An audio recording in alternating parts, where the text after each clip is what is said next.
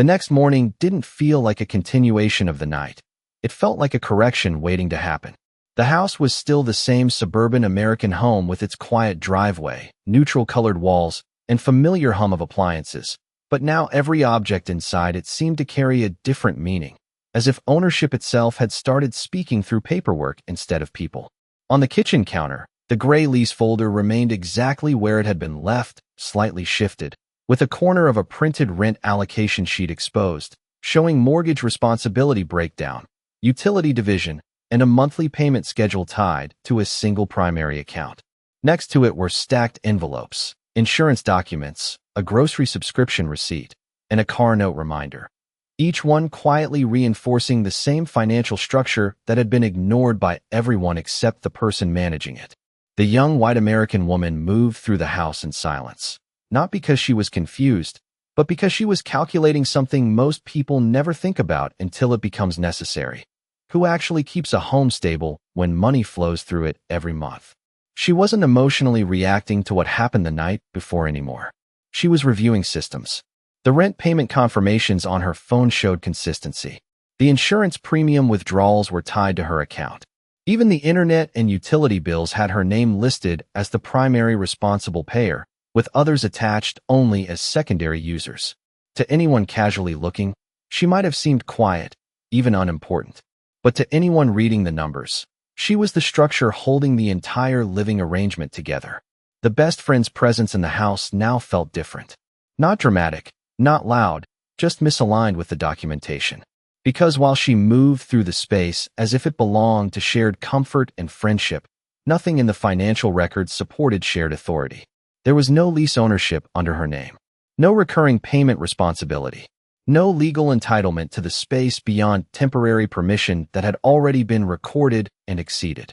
The contradiction between feeling and record had become impossible to ignore. Later that day, in a glass-walled office downtown, the white American billionaire man reviewed a series of property structuring notes without looking rushed. He didn't intervene directly in the situation, but he understood it instantly. His presence in her life had never been about control. It had been about perspective.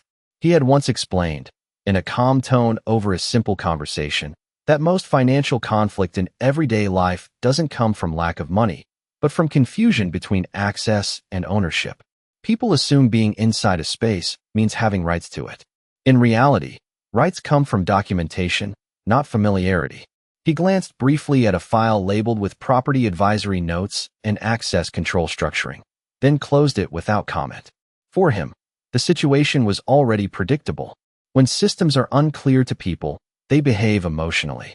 When systems are documented, they become enforceable. The young woman, however, was not learning this lesson for the first time. She had lived through enough financial responsibility in silence to understand what others overlooked. She had seen how grocery bills quietly stack up into monthly obligations, how credit cards can blur responsibility between users and payers, how a car note doesn't care who drives, it cares who signed, and most importantly, how a home doesn't belong to whoever feels comfortable in it, but to whoever is legally and financially tied to keeping it running. That understanding is what separated her from how others perceived her. She was not weak, she was observant, not emotional, structured, not reactive, prepared. And yet, despite everything she already knew, there was still one missing piece inside the gray lease folder. One specific document that had not yet been fully examined aloud. One digital access log entry that had been quietly flagged by the system but not interpreted by anyone in the room. That single record, buried among routine financial data, would soon shift the entire meaning of what happened inside that house the night before and reveal exactly who crossed a boundary that was never emotional to begin with, but legal from the very beginning. The quiet didn't last long in the house. It never does when perception starts breaking away from documentation. By the time the afternoon light shifted across the suburban windows, the situation had already begun to split into two completely different versions of reality, the one people felt and the one the records proved. And in between those two versions sat a gray lease folder that no one could emotionally argue with anymore. Most of the people involved still operated under the same false beliefs that shape everyday financial misunderstandings. They believed silence meant weakness. That because the young white American woman didn't raise her voice or turn conflict into performance, she must be passive. They believed that not showing wealth meant not having structure. That because she lived modestly, she must be financially dependent. They believed that being inside a house meant belonging to it, and that familiarity could replace legal responsibility. And above all, they believed emotion was stronger than documentation. But every one of those beliefs collapses when confronted with structure. Looking rich is not the same as owning assets. One is appearance, the other is recorded responsibility. Control is not the same as presence. You can be inside a home, inside a conversation, even inside someone's life, and still have zero legal authority over it. Monthly payments are not ownership. They are participation in a system that only recognizes names on contracts, not comfort in shared space. And loud accusations, no matter how confident they sound, cannot override quiet documents that have already been signed, verified, and stored. The young woman understood this more clearly than anyone gave her credit for. She didn't confuse being underestimated with being unprotected. She didn't confuse emotional closeness with financial entitlement. And she didn't confuse friendship with shared ownership. To her, every recurring bill, every lease update, every access log entry was part of a system that defined reality more accurately than any conversation ever could. Even the white American billionaire man, observing from a distance through structured communication and financial advisory channels, treated the situation the same way. For him, nothing in the house was symbolic. Everything was contractual. Everything had traceable responsibility. In his world, wealth was not measured by visibility, but by the strength of systems that continue working even when relationships fail or emotions change. That was why he rarely reacted emotionally, because he didn't need to. He was looking at structure, not storytelling. And yet, the people causing the tension still believed they were dealing with a social disagreement, not a financial system. That misunderstanding is where most real-world conflicts begin. People assume emotional access equals financial rights. They assume shared space equals shared authority. They assume trust removes the need for documentation. But none of those assumptions survive contact with legal structure. That is the gap the entire situation was built on: appearance versus ownership, emotion versus evidence, perception versus record. And once that gap opens wide enough, something always falls through it. The most important question, then, is not who felt right in the situation, but who was actually recorded correctly. Not who was comfortable in the house, but who was legally tied to its maintenance, its payments, its responsibilities, and its access systems. Because those details, hidden in plain sight inside bank logs, lease agreements, and digital entry records, determine everything that happens next. And inside the gray lease folder, now sitting heavier than it looked, a single access entry line remained highlighted but not yet fully interpreted. A time-stamped record tied to a door event that did not match any approved permission window. A small detail most people would dismiss as a mistake, but in systems like this, mistakes don't exist without consequences. That one line was about to explain why the locks were changed at all, and why what looked like an emotional reaction was actually a financial and legal correction that had been waiting in the system from the very beginning. The real turning point in situations like this is never the argument, it is the system underneath the argument. And that system is almost always invisible to people until something forces it to become visible. In this case, it wasn't emotion that started to clarify the truth. It was structure, financial structure, the kind that exists whether people acknowledge it or not. To understand what was really happening inside the house, you have to understand something simple about money that most people only learn after conflict begins. Assets are not just things you own. They are things that protect you or put money into your life over time. A home, for example, is not just walls and furniture. It is an asset only when it is tied to legal responsibility, payment structure, and ownership records that define who carries the cost and who controls access.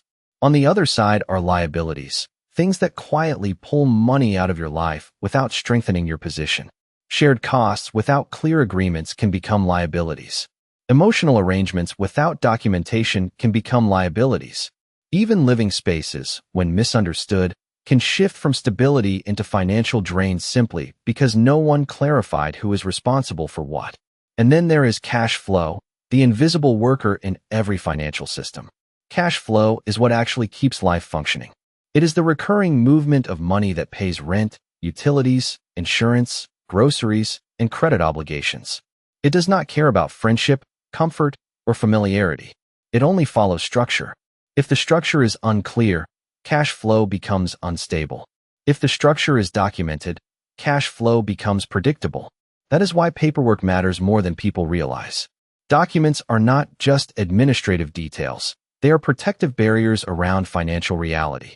A deed defines ownership. A lease defines responsibility. A bank statement defines behavior over time. A title defines legal control. Even agreements like prenups or structured financial arrangements exist to make sure emotion does not override responsibility when situations change. Inside the gray lease folder sitting in that house, all of this was already written down. Payment records showed exactly who maintained the financial stability of the home. The lease agreement showed who held primary responsibility for rent and utilities. The bank statements showed recurring withdrawals tied to housing costs and shared expenses. None of it was hidden. It was simply ignored by people who believed access meant entitlement. Even the camera and digital access logs, small, overlooked details in most households, told a different story. Every entry into the home was recorded. Every use of the smart lock system created a timestamp. Every deviation from authorized access was quietly stored in the system, waiting for interpretation rather than reaction. This is where most emotional conflicts collapse. Not because someone wins, but because evidence does not participate in emotional arguments. Evidence does not raise its voice. It does not defend itself. It simply exists, and when it is finally read correctly, it forces everything else to adjust. The young white American woman understood this better than she appeared to. She wasn't reacting to the situation through emotion because she had already been tracking it through documentation. She knew which bills were under her name. She knew which accounts carried responsibility. She knew what the lease actually said versus what people assumed it meant. That difference is what separates emotional participation from financial awareness. And somewhere outside that immediate space, the white American billionaire man observed the situation with the same clarity. For him, none of this was surprising. He had seen it before in business, in property disputes, in financial disagreements where perception slowly breaks down under structured review. In his world, nothing important was ever decided by how something felt. It was decided by what could be proven, traced, and verified over time. But even with all this structure already in place, there was still one missing layer inside the system. One specific access event recorded in the digital lock history that had not yet been fully connected to the lease documentation or the financial responsibility file. A single timestamp, quietly marked, sitting between routine entries and formal authorization. And once that entry is properly matched with the lease record, the entire situation inside the house will stop being interpreted as a personal conflict and start being understood as something far more precise and far more irreversible. The moment the gray lease folder was opened wider on the kitchen table, the situation inside the house stopped feeling like a personal disagreement and started revealing itself as a structured financial system that had been ignored for too long. Nothing new was added to the story in that instant, but everything already existing became impossible to misunderstand. Inside the folder, the first document visible was the property deed copy attached to the lease agreement. It wasn't emotional. It wasn't interpretive. It was direct. Names, responsibilities, and legal boundaries tied to the home itself. The second page was a bank statement, and on that statement, a single line was marked with a faint red circle, recurring housing payments that defined who had actually been sustaining the property month after month. Not assumptions, not intentions, just recorded financial behavior. Next to the folder, a phone lay unlocked on the table, paused on a short video clip from a door access system. The timestamp matched one of the entries from the previous night's digital lock log, the same entry that had not been fully explained yet. The footage didn't show emotion. It showed access, entry, timing, system confirmation.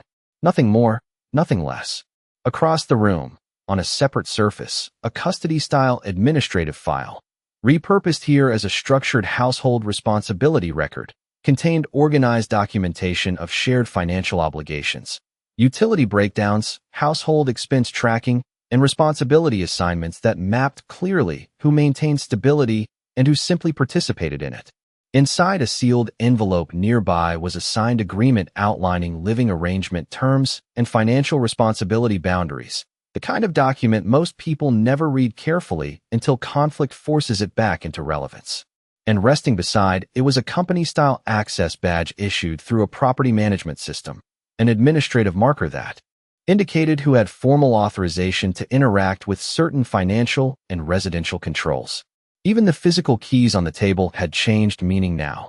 A small set of newly issued smart access keys sat beside the folder, reprogrammed not through emotion or confrontation, but through system-level correction of permissions based on verified documentation. The young white American woman stood near all of it, calm in a way that didn't suggest detachment, but preparation.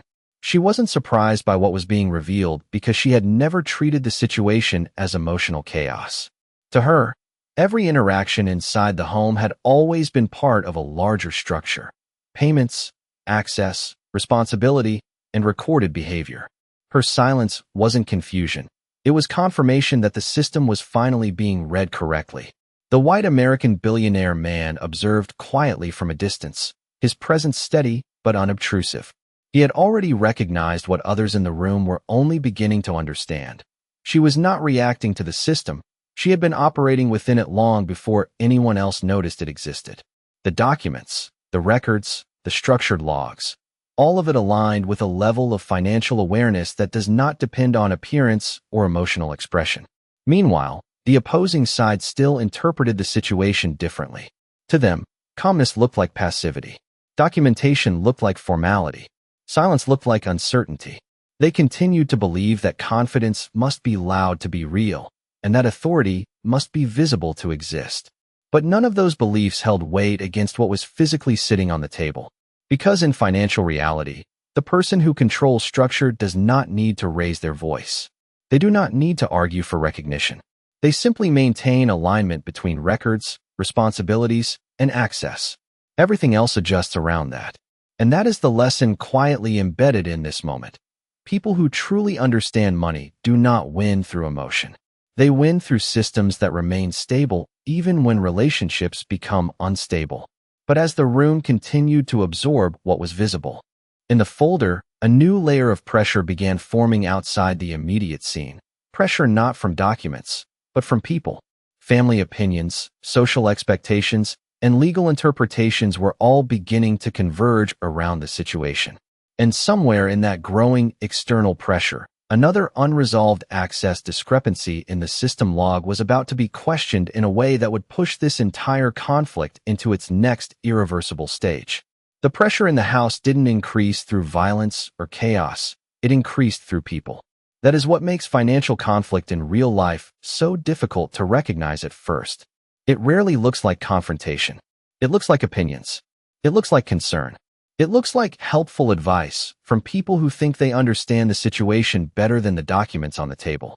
By the time the evening conversation began, the kitchen had turned into a quiet negotiation space filled with emotional framing disguised as logic. The best friend no longer acted like a guest. She acted like someone trying to redefine her presence as normal, even expected. "You're making this bigger than it is," she said softly, as if minimizing the situation could erase the access logs and lease documents sitting just a few feet away. Other voices joined in. Mutual friends, family members, and social connections began to reshape the narrative. One of them suggested she was being too strict for no reason. Another implied that changing access was dramatic for a friendship issue. A distant relative even questioned whether she was emotionally stable enough to manage shared living arrangements. The words changed, but the goal remained the same: shift the interpretation away from structure and back toward emotion. This is where financial pressure becomes invisible but powerful. Because most people do not respond to systems, they respond to perception. They don't ask who is legally responsible for a home. They ask who looks reasonable. They don't ask who is on the lease. They ask who seems kind. And that gap between perception and structure is where financial mistakes are made every day. In many real-life situations, people end up paying for approval instead of paying for stability. They continue covering rent they no longer need to cover just to avoid being labeled difficult. They keep shared financial arrangements alive long after they stop making sense, just to preserve relationships. They accept responsibility for costs they did not legally need to carry because refusing would make them look cheap or selfish. That is the quiet trap behind most financial stress. People confuse emotional acceptance with financial obligation. The young white American woman did not respond to the pressure in the way others expected. She didn't argue loudly. She didn't try to convince anyone emotionally. She simply referred back to the same thing she had been relying on from the beginning: the documents, the lease agreement, the payment records, the access logs, the structured evidence that did not change based on opinion. The white American billionaire man remained a quiet presence during this entire shift in atmosphere. He did not intervene in the social conflict because he understood something most people overlook. When financial systems are correctly structured, external opinions have no impact on their validity. Systems do not require emotional defense. They require consistency. He had seen this pattern before in business environments and property disputes, situations where individuals begin trying to redefine reality socially once they realize they cannot change it structurally. When documents are clear, pressure moves from facts to feelings. When facts remain unchanged, people attempt to reshape perception instead. But none of that affects ownership. None of that affects access rights. None of that affects recorded responsibility. And that is why the situation inside the house had now reached a more critical point. The conversation was no longer about what happened. It was about how what happened would be interpreted by people outside the room: lawyers, family members, and possibly legal representatives reviewing the access discrepancy that had been flagged earlier in the system log. Because somewhere in that digital record, a single unresolved entry tied to unauthorized access still had not been fully addressed. And once that entry is formally examined alongside the lease documentation and payment structure, the entire situation will shift again, this time not socially, but legally, in a way that cannot be softened by opinion or pressure. The shift in the room didn't happen when someone spoke louder. It happened when the gray lease folder was finally opened completely and placed in the center of the table like a piece of evidence that had been waiting for the right moment to speak for itself. The atmosphere changed instantly, not because emotions escalated, but because documentation stopped being background information and became the main subject of attention. The young white American woman didn't rush the process. She didn't dramatize it. She simply turned the first page, then the second, letting each document confirm what had already been quietly structured long before the conflict began. The lease agreement was the first anchor point. It clearly showed the legal tenant structure, listing primary responsibility for the property, payment obligations, and access authority. The name on that line was not symbolic. It was binding.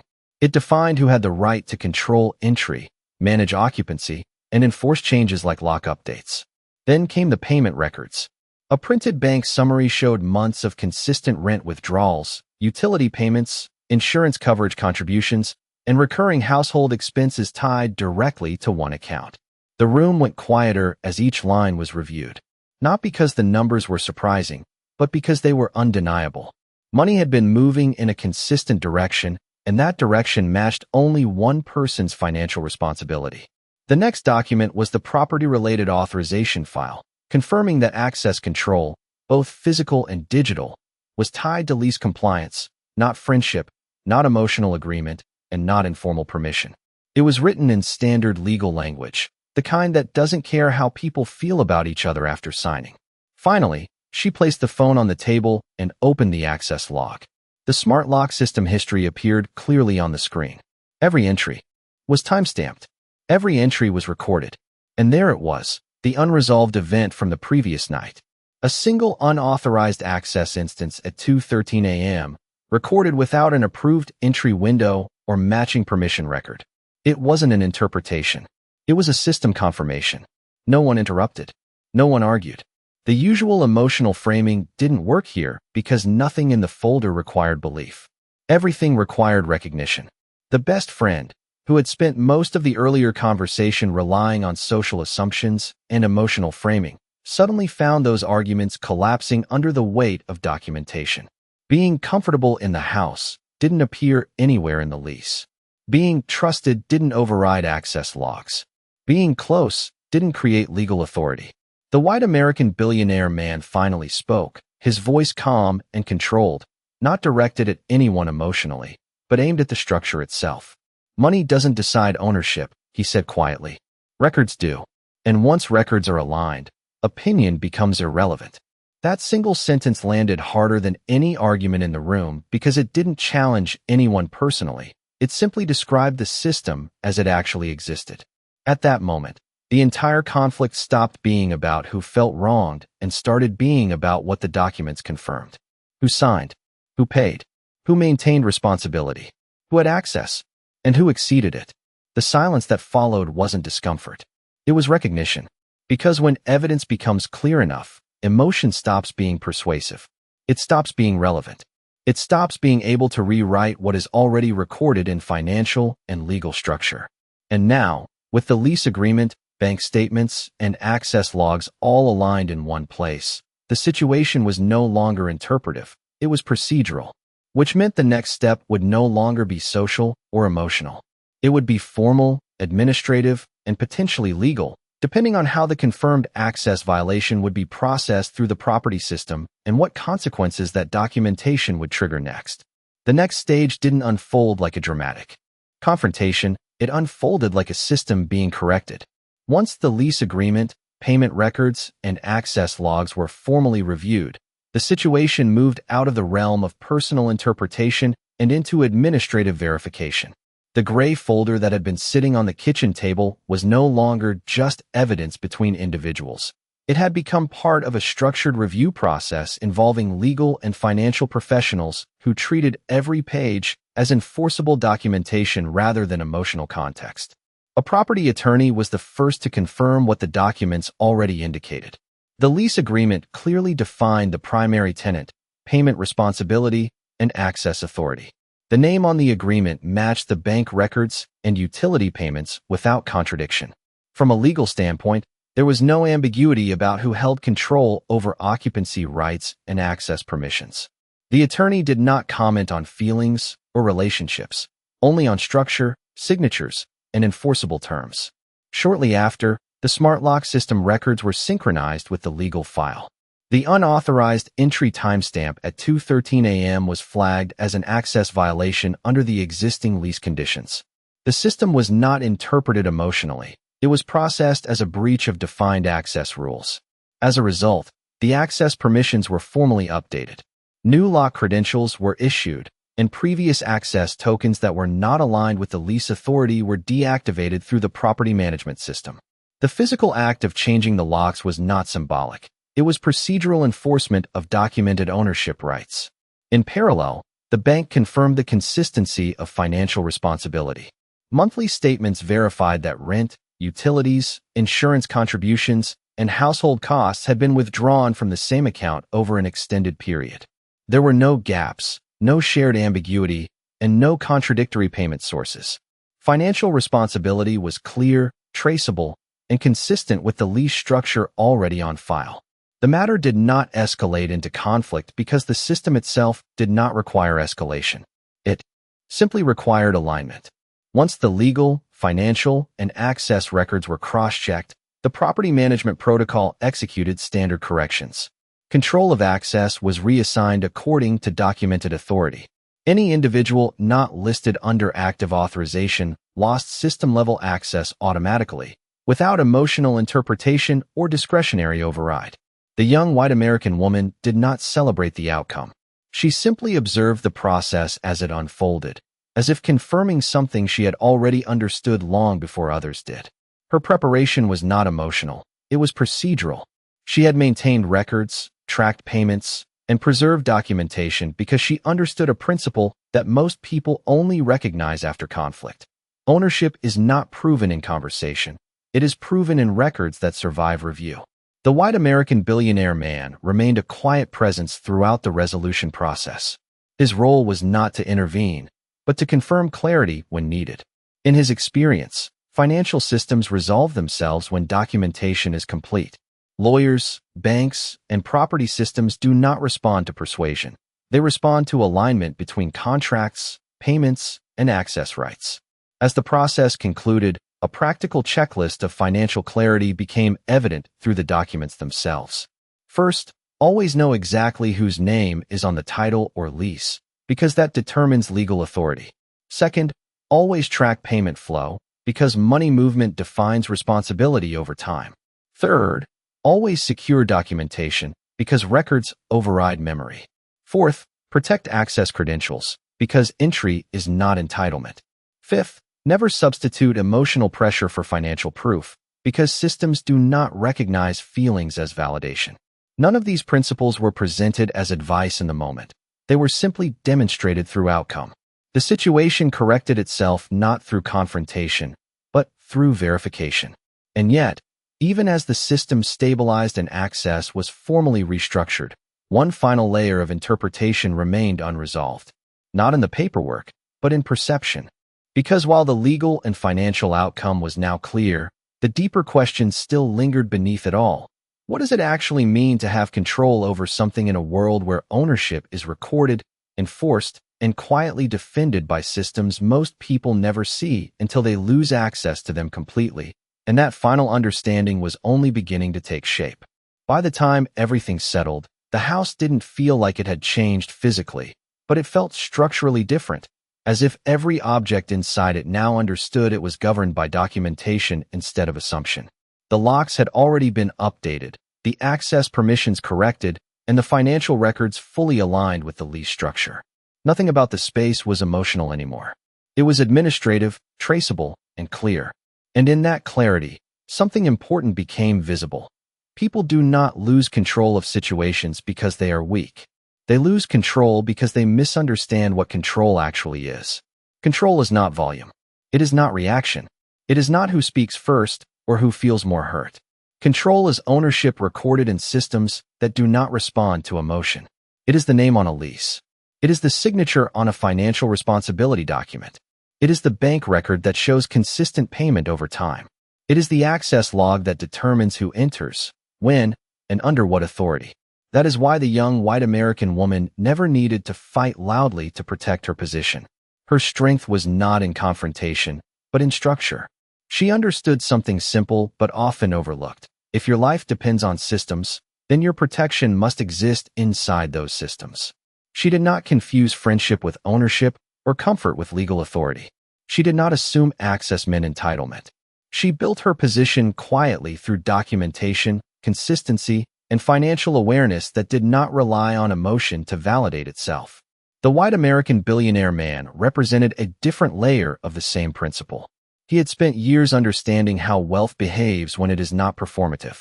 In his world, the quietest people often have the strongest positions, not because they demand attention, but because their control is embedded in structures others rarely notice until it is too late.